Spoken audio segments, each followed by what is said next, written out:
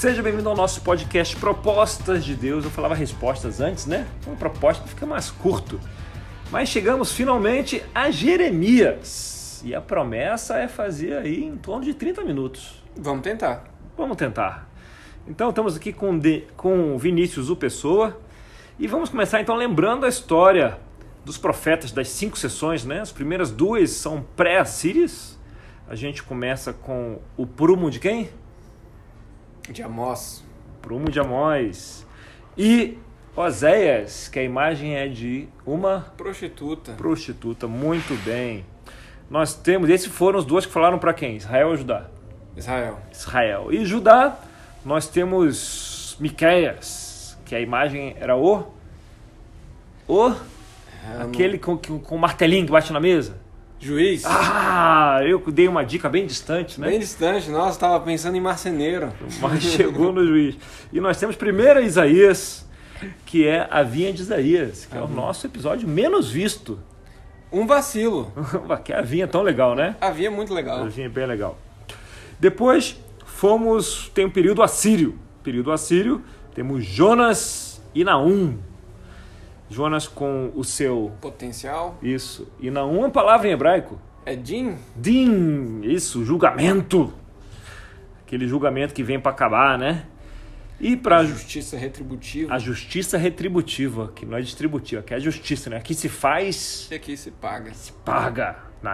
Naum. E aí temos Judá com Sofonias, que é o retorno, né? O retorno, Chuvá. Chuvá com T. Chuvá. E segundo Isaías, que é ai, né? Ais para todos os lados. Então esse é o período assírio. Depois do período assírio, os babilônios chegam, né? Eles chegam chegando. E o primeiro do período babilônio é Jeremias.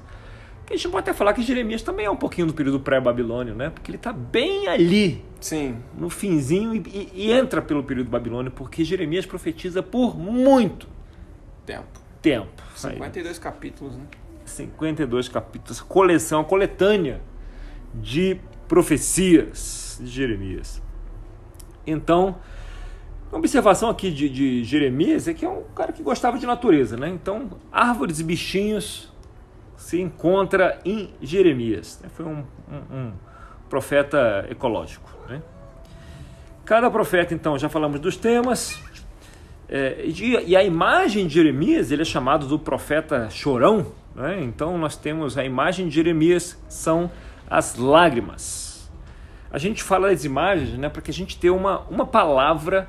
Quando você lembra do profeta, você pode lembrar da palavra e você já lembra do conteúdo, né? De qual é a temática que esse profeta enfrenta, né? Ou transmite.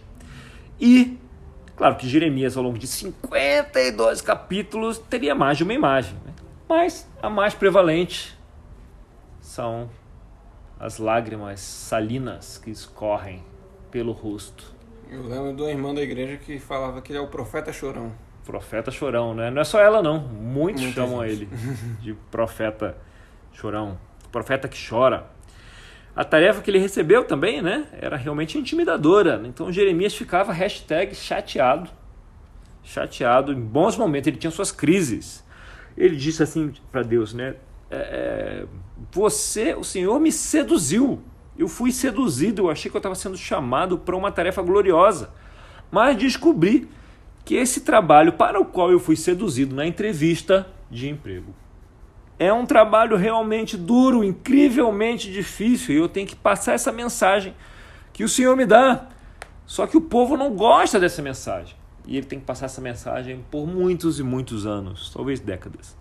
E a mensagem de Jeremias é simples. É assim, a mensagem dele é a seguinte, vocês falharam, vocês pisaram na bola. E além disso, quando foram avisados, por quem? Os profetas. Quem são os profetas pré-assírios de Judá? Judá, eu lembro de Isaías. Isso. Isaías 1, né? Segundo Isaías. Usais. Sofonias, período assírio.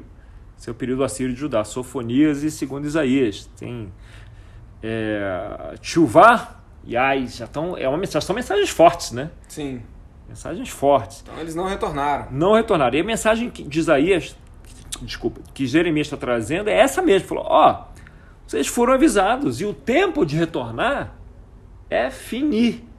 Acabou o tempo de retornar. Então agora a disciplina de Deus já chegou. Então o melhor que vocês têm a fazer agora é engolir o choro, baixar as armas, ficar quieto e ir para o cativeiro. E haverá menos sangue, menos sofrimento se vocês agirem dessa forma. Ou seja, o tempo de se arrepender já era, passou, os profetas já falaram, já vieram falando disso, só que acabou o tempo. Agora a Babilônia está aí, está na porta, não tem mais o que fazer, essa maré não tem mais como virar essa maré. É hora de aceitar a realidade, choque de realidade, se humilhar e deixar as coisas tomarem o rumo que elas já estão tomando. A Babilônia já está aí, não vai ter outro Ezequias, não vai ter. E enfia a viola no saco e vambora. E ele fala esse negócio durante um tempo longuíssimo, né? O cerco da Babilônia demora alguns anos, o cerco de Nabucodonosor ali. E ele fica lá profetizando. E esse livro dele acaba que, afinal, ele profetiza durante muito tempo. E o livro é muito longo. É como uma coleção de escritos, uma coleção de profecias. Ele começa com a palavra do Senhor veio até mim. E ele fala. E ele faz isso muitas vezes. É como se cada vez que aparece a palavra do Senhor veio até mim, é um novo escrito profético ali de Jeremias. Talvez seja uma lembrança de Jeremias, ou uma coleção de lembranças, ou talvez seja uma coleção de lembranças de Baruque, que era o escriba, né? O cara que tinha o emprego dele era registrar as profecias de Jeremias. Talvez ele seguisse Jeremias por todo o canto, escrevendo o que ele falava? Talvez ele seguia e escreveu depois as lembranças de Jeremias? Talvez também. São as teorias, né, em torno disso. As lembranças dele mesmo? Não, essa é a discussão toda da academia em cima disso, né? Para entender melhor isso, temos um livro chamado The Disciples' Scroll, né, do Alan Rabinowitz. The Disciple Scroll, né? The Disciple Scroll. Esse cara é uma pequena ficção, né? Que o Martin recomenda no livro dele, custa incríveis R$9. Esse cara não tem muitos escritos religiosos. Na verdade, ele é um botânico, um zoologista americano. E ele tem um monte de coisa escrita sobre botânica e zoologia. Um monte de coisa. E os livros dele são muito bem avaliados nessa área. Ele decidiu... gostei de Jeremias, gostei da história de Baruque. Vou escrever sobre isso. Exato. E escreveu bem, né? Como um escritor competente, escreveu sobre isso. E está aí. E segundo Martin, talvez um dos escritos que ele mais gosta de Jeremias, ele está indicando, então, The Disciples' Scroll, Alan Rabinowitz, R$9 no Kindle. Voltando a Jeremias lembra um pouco do tempo no deserto, né? Daquele casamento lá em Êxodo, né? Lua de mel em Números. Você passou pelos nossos podcasts lá, deve lembrar. E a gente tem lá em Jeremias 2, 1-3, assim: A palavra do Senhor veio a mim. Vá proclamar aos ouvidos de Jerusalém. Eu me lembro da sua fidelidade quando você era jovem. Como noiva, você me amava e me seguia pelo deserto, por uma terra não semeada. Israel era santo para o Senhor. Os primeiros frutos de sua colheita, todos os que devoravam eram considerados culpados, e a desgraça os alcançava. Ele volta bastante a essa imagem, né, do povo de Deus como uma noiva e o Senhor como seu amante. Ele me seguia pelo deserto. Como uma noiva você me amava e me seguia pelo deserto, nessa imagem do casamento, né, do matrimônio. O que diz aqui no verso 13? O meu povo cometeu 2 crimes. Eles me abandonaram, a mim, a fonte de água viva, e cavaram as suas próprias cisternas rachadas que não retêm água. Então, ao longo do livro, a gente pode perceber que ele usa essa lente, ele enxerga a situação do povo pela lente da aliança que Deus fez com o povo, né? E que o povo quebrou, né? E não cumpriu a aliança. E para Jeremias, esse é o maior problema. É a causa de tudo que está acontecendo. Não é a idolatria, que vai aparecer aqui, né? Ou a injustiça, que também aparece no livro, mas não a idolatria ou a injustiça como conceitos teológicos abstratos. mas a destruição do relacionamento, a destruição da aliança, né? Israel, Judá, era a noiva do Senhor, mas quebrou a aliança, quebrou o relacionamento. Isso lembra que a palavra, né, que definia a Torá era parceria, né? E quando então eu acho que Jeremias olha para isso como uma parceria e fala assim: nossa, estamos jogando fora a Torá aqui. Já jogamos, Já né? jogamos fora a Torá. Na verdade, porque o tempo de arrependimento passou. Passou. Aqui a gente tem o que no verso 20 aqui? 2:20. Há muito tempo eu quebrei o seu jugo e despedacei as correias que a prendiam. Mas você disse: eu não servirei. Ao contrário, em todo monte elevado e debaixo de toda árvore verdejante, você se deitava como uma prostituta. Como ele vê essa traição, né? A quebra da aliança. Segue aí, até o 26. Eu a plantei como uma videira seleta, de semente absolutamente pura. Como, então, contra mim você se tornou uma videira degenerada e selvagem? Mesmo que você se lave com soda e com muito sabão, a mancha da sua iniquidade permanecerá diante de mim, diz o soberano Senhor. Como você pode dizer que não está contaminada e que não correu atrás dos Baalins? Reveja o seu procedimento no vale e considere o que você tem feito. Você é como uma camela jovem e arisca que corre para todos os lados. Como uma jumenta selvagem habituada ao deserto, cheirando o vento em seu desejo. Quem é capaz de controlá-la quando está no cio? Os machos que a procuram não precisam se cansar, porque logo encontrarão a que está no mês do cio. Não deixe que os seus pés se esfolem, nem que a sua garganta fique seca. Mas você disse: não adianta. Eu amo os deuses estrangeiros e continuarei a ir atrás deles. Assim como o ladrão fica envergonhado quando é apanhado em flagrante, também a comunidade de Israel ficará envergonhada, seus reis e oficiais, seus sacerdotes e profetas. Caraca, que imagenzinhas aí. 18 mais. Exato, Camila no cio, né? 18 mais, exatamente. E a história que ele está sugerindo aqui é AB, idolatria aqui? Idolatria aqui, forte idolatria. Forte idolatria, uma traição ali, né, da adoração. Você corre, eles nem precisam se cansar. Exato, olha o 27. Pois dizem a madeira, você é meu pai, e a pedra, você me deu a luz. Voltaram para mim as costas e não o rosto, mas na hora da adversidade dizem, vem salvar-nos. Não é? Você sente o sarcasmo aqui de Jeremias, né? Ironia, sim, ferina e feroz. Eis um cara injuriado aqui. No 28, vamos continuar aqui. E onde estão os seus deuses? Que você fabricou para si. Olha a idolatria de novo. Que eles venham, se puderem salvá-la na hora da adversidade. Porque os seus deuses são tão numerosos como as suas cidades, ó Judá. Porque vocês fazem denúncias contra mim? Todos vocês se rebelaram contra mim, declara o Senhor. De nada adiantou castigar o seu povo, eles não aceitaram a correção. A sua espada tem destruído os seus profetas como um leão devorador. Vocês, dessa geração, considerem a palavra do Senhor. Tenho sido um deserto para Israel? Uma terra de grandes trevas? Por que o meu povo diz, nós assumimos o controle, não mais viremos a ti? Será que uma jovem se esquece das suas joias ou uma noiva de seus enfeites nupciais? Contudo, o meu povo esqueceu-se de mim, por dias sem fim. Com quanta habilidade você busca o amor, mesmo as mulheres da pior espécie aprenderam com o seu procedimento. Mesmo as mulheres da pior espécie aprenderam com o seu procedimento. Ai, ai, ai. Mais idolatria aí, né? Sim. 34, nas suas roupas encontrou-se o sangue de pobres inocentes. Opa, mudança de tom? Mudou o tom aqui. Os quais não foram flagrados arrombando casas. Contudo, apesar de tudo isso, você diz, sou inocente e ele não está irado comigo.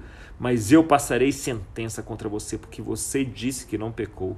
Porque você não leva a sério a sua mudança de rumo. Você ficará decepcionada com o Egito, como ficou com a Síria. Você também deixará aquele lugar com as mãos na cabeça, pois o Senhor rejeitou aquele em quem você confia. Você não receberá ajuda deles. Acho que um pouquinho, ganhou um outro tom aqui, né? Mas agora a gente tem que pular um pouquinho, porque Jeremias é grande. É grande. É grande. Jeremias 7, 1 e 2. Essa é a palavra que veio a Jeremias da parte do Senhor. Fique junto à porta do templo do Senhor e proclame esta mensagem. Ouçam a palavra do Senhor todos vocês de Judá que atravessam esta porta para adorar o Senhor. Imagine a cena, os dois, Jerê e Baruque, na porta do templo, preocupados pra caramba, tendo que dar essa mensagem que eles sabem que o povo vai odiar. E a mensagem famosa aqui, ó, no 3. O que diz aqui do 3 em diante? Assim diz o Senhor dos Exércitos, o Deus de Israel: corrijam a sua conduta e as suas ações. Eu os farei habitar neste lugar. Não confiem em palavras enganosas. Este é o templo do Senhor, o templo do Senhor, o templo do Senhor. Eu adoro isso. Esse é o templo do Senhor. Porque eles ficavam se convencendo, né? Sim. Mas esse é o templo do Senhor, esse é o templo do Senhor, esse é o templo do Senhor, o Senhor habita aqui. Mas se vocês realmente corrigirem a sua conduta e as suas ações, e se de fato tratarem uns aos outros com justiça, se não oprimirem o estrangeiro, o órfão e a viúva... Quem? Estrangeiro, órfão e viúva. A ou B? B. A porta se abriu. Voltando. E não derramarem sangue inocente neste lugar, e se vocês não seguirem outros deuses para a sua própria ruína, então eu os farei habitar neste lugar, na terra que dei aos seus antepassados desde a antiguidade e para sempre. Mas vejam, vocês confiam em palavras enganosas e inúteis. Vocês pensam que podem roubar e matar, cometer adultério e jurar falsamente. Vocês pensam que podem roubar e matar, cometer adultério e jurar falsamente, queimar incenso a Baal e seguir outros deuses que vocês não conheceram. E depois vir e permanecer perante mim neste templo, que leva o meu nome, e dizer: estamos seguros. Seguros para continuar com todas as práticas repugnantes? Esse templo, que leva o meu nome, tornou-se para vocês um covil de ladrões? Cuidado, eu mesmo estou vendo isso, declara o Senhor. E aqui você tem idolatria ou opressão? Opressão. E idolatria, porque ele joga ali, né, a questão de queimar incenso a Baal. Tá ali no meio, tudo combinado, né? Sim. Parece que nesse momento aqui você tem a opressão aí um pouco mais forte. Mas, na verdade, Jeremias combina as duas histórias, as duas andam juntas. E se você olhar aqui o verso 9, ele diz assim: vocês pensam que podem roubar e matar, cometer adultério e jurar falsamente, queimar incenso a Baal e seguir outros deuses que vocês não conheceram e depois vir a permanecer perante mim neste templo que leva o meu nome? Ou seja, roubar, matar, cometer adultério, jurar falsamente, queimar incenso a Baal. É como se a adoração a outros deuses, a adoração a Baal, ela está ligada com a opressão, né? Com a injustiça. Então Jeremias coloca tudo no mesmo saco aqui, né? O problema não é nem a fonte A nem a fonte B, é quebrar o relacionamento. E aqui está tudo misturado, né? Quando Sim. você quebra o relacionamento, você mistura tudo. Você tem os deuses modernos de hoje, né? Tem essa série aí dos American Gods. Né? Dos deuses modernos. Fala um pouquinho disso, né? Sim, os deuses antigos, né? Eles estão morrendo por causa dos deuses que estão aparecendo, os deuses novos. Exato. Aí tem lá os deuses antigos que estão aqui na mitologia variada, e os deuses novos têm isso tudo, né? Sim. Tem lá a fixação nas mídias, né? A internet, ganância, isso, né? Essas coisas assim, né? Deuses modernos. Se a gente colocar os deuses modernos aqui, não é? Você vai ver que faz sentido até hoje essa narrativa. Sim. De Jeremias, não é? Afinal de contas, a ganância, ela gera a injustiça, a opressão, né? Se você está se preocupado muito em ganhar sem se importar o preço que você vai pagar por isso, né? Exato, o consumismo, né? Sem se importar com o preço. Então gera esse tipo de coisa, né? Então, falando nisso também, olha que curioso no fim do capítulo 7. 7:30. Os de Judá fizeram o que reprovo, declara o Senhor. Profanaram o templo que leva o meu nome, colocando nele as imagens dos seus ídolos. Construíram o alto de Tofete no vale de Ben-Rinom, para queimarem em sacrifícios os seus filhos e as suas filhas, coisa que nunca ordenei e que jamais me veio à mente. Por isso, certamente vêm os dias, declara o Senhor, em que não mais chamarão este lugar Tofete ou Vale de Ben-Rinom, mas Vale da Matança, pois ali enterrarão cadáveres até que não haja mais lugar.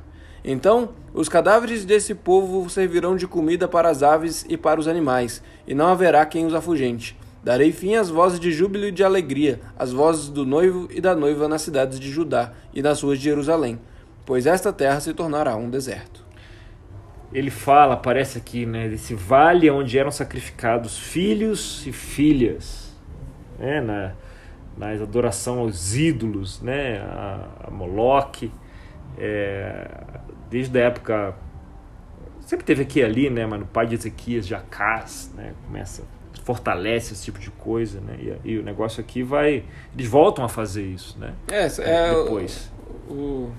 O herdado, né, dos povos de Canaã que estavam antes aí, né? Os adoradores de... Exato. Parou na época de Ezequias, sim, mas logo depois é Manassés, né? E aí o negócio volta reforçado, né? Essas práticas. Então, e aí esse vale, o vale de Ben-Hinnom, né? O vale da matança.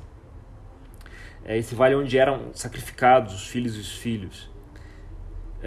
E aqui a gente começa a introduzir uma ideia que vai ser trabalhada quando a gente falar sobre Jesus, né? Quando Jesus fala do inferno no Novo Testamento, só para introduzir a ideia, ele usa a palavra Gehenna, que não tinha essa conotação para as pessoas da época como esse lugar de destino, de sofrimento eterno, né? Para onde vão as pessoas que estão do outro lado, do lado errado, né? Em relação a Deus, que morrem e ficam sofrendo eternamente. Gehenna é uma palavra que é uma evolução da palavra hebraica Gehenom, né? O vale de Enom, é o vale que é esse vale aqui, vale de Hinnom, que fica nas cercanias de Jerusalém, né? E esse vale está lá até hoje, nas cercanias de Jerusalém. Se você for lá nesse vale, você vai ver um lugar que é meio que um bairro, né? Tem um monte de casa lá hoje, é um lugar onde as pessoas costumam cavar, né? Tem uma galera morando no inferno, então. Tem uma galera morando no inferno, literalmente, né? Esse vale de Ben-Hinnom.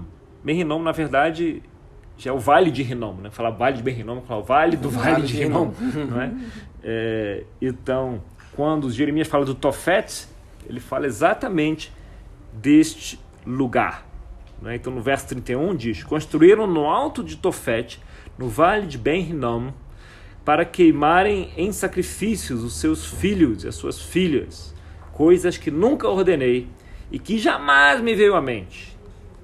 Então, alto do Tofete é isso, né? O vale de Hinnom, chamado Ben-Hinnom. E a descrição desse vale, né, Ben-Hinnom, deu origem à palavra, ao Gehenna, né? E continua essa descrição, Gehenna, que Jesus ia se referir bastante depois, aparece mais de uma dezena de vezes nos evangelhos. Curioso é que Jesus fala que lá é o lugar onde há fogo que nunca se apaga, né? Eles eram sacrificados, as crianças aí. Choro e ranger de dentes. Choro de ranger de dentes. Exato. Então, capítulo 8, o que diz aqui, do 1 ao 3? Naquele tempo, declara o Senhor, os ossos dos reis e dos líderes de Judá, os ossos dos sacerdotes e dos profetas, e os ossos do povo de Jerusalém serão retirados dos seus túmulos. Serão expostos ao sol e à lua e todos os astros do céu, que eles amaram, aos quais prestaram culto e os quais seguiram, consultaram e adoraram. Não serão ajuntados nem enterrados, mas se tornarão um esterco sobre o solo. Todos os sobreviventes dessa nação má preferirão a morte à vida, em todos os lugares para onde eu expulsar, diz o Senhor dos Exércitos. Então, se você quer entender melhor o seu Jesus, é melhor dar uma mergulhada no livro de Jeremias. É um livro que Jesus referencia a Jeremias um montão, né?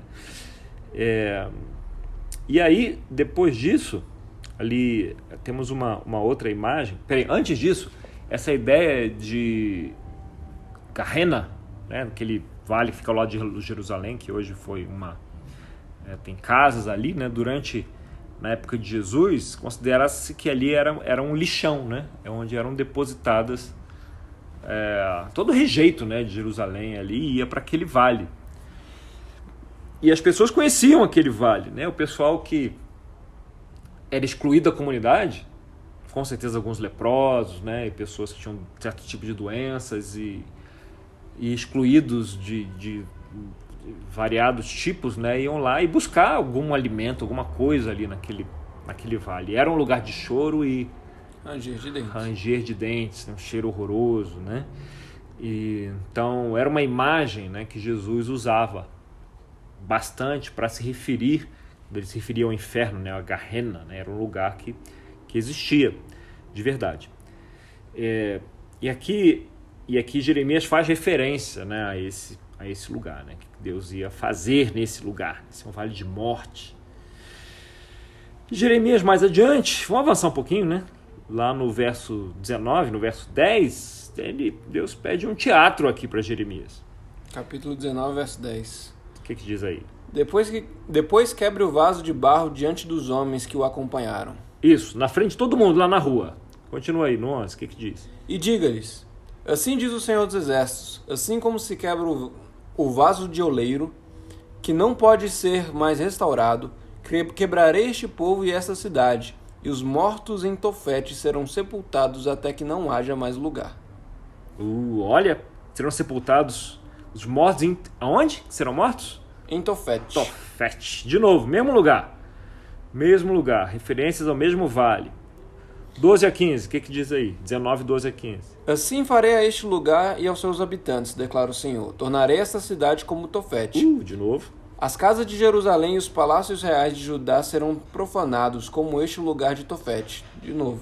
Todas as casas em cujos terraços queimaram incenso a todos os corpos celestes e derramaram ofertas de bebidas aos seus deuses estrangeiros. Jeremias voltou então de Tofete para onde o Senhor o mandara profetizar e, entrando no pátio do templo do Senhor, disse a todo o povo: assim diz o Senhor dos Exércitos, o Deus de Israel, ouçam, trarei sobre esta cidade e sobre todos os povos ao redor todas as desgraças contra eles anunciados, porque se obstinaram e não quiseram obedecer às minhas palavras. Aí. Olha o vale aparecendo aí várias vezes, né? A ideia desse Gehenna. Vamos tratar isso, eventualmente, nos evangelhos, com mais profundidade. Essa será uma informação nova, né? Mas é bom a gente conhecer as referências. Se você quiser saber um pouco mais, tem o livro O Amor Vence, está traduzido, do Rob Bell. Está traduzido? Está traduzido. Eu acho que foi digital hoje, acho que não está vendendo em papel, não. Deve ter se esgotado. Não que eu concorde com todas as ideias que estão no livro, mas o estudo que ele faz sobre a forma que Jesus se referiu ao inferno, eu achei sensacional. Não é bem embasado aí nas escrituras. E muitas escrituras. É barato, não sei se está 20 e poucos reais. Não é caro, não. Dá pra... Tá na média dos livros recomendados pelo mundo. Tá na média, não é caro não. Os livros do Rob Bell não são tão caros. E tem toda a controvérsia, né, em cima desse livro. Lá nos Estados Unidos, esse livro deu origem a uma controvérsia tremenda, né? E em 2012, quando foi lançado, teve respostas daqui e de lá e tal. O negócio foi feio a briga, né? O Rob Bell trouxe esses... Não esse conceito específico sobre o Gehenna, né? Mas toda a interpretação que ele faz aí em cima disso, né? Eu gosto da discussão. A discussão é boa. Então é bom o pessoal que for ler com isso em mente, né? É um livro polêmico. Leia com isso em mente. O livro é polêmico. O estudo é interessante, mas o livro é polêmico. Vamos lá. Falando desse período, vamos pular para o capítulo 25. O que diz aí no verso 1? A palavra veio a Jeremias a respeito de todo o povo de Judá no 4º ano de Joaquim, filho de Josias, rei de Judá, que foi o 1º ano de Nabucodonosor, rei da Babilônia. O que o profeta Jeremias anunciou a todo o povo de Judá e aos habitantes de Jerusalém foi isto: durante 23 anos a palavra do Senhor tem vindo a mim, desde o 13º ano de Josias, filho de Amon, rei de Judá, até o dia de hoje.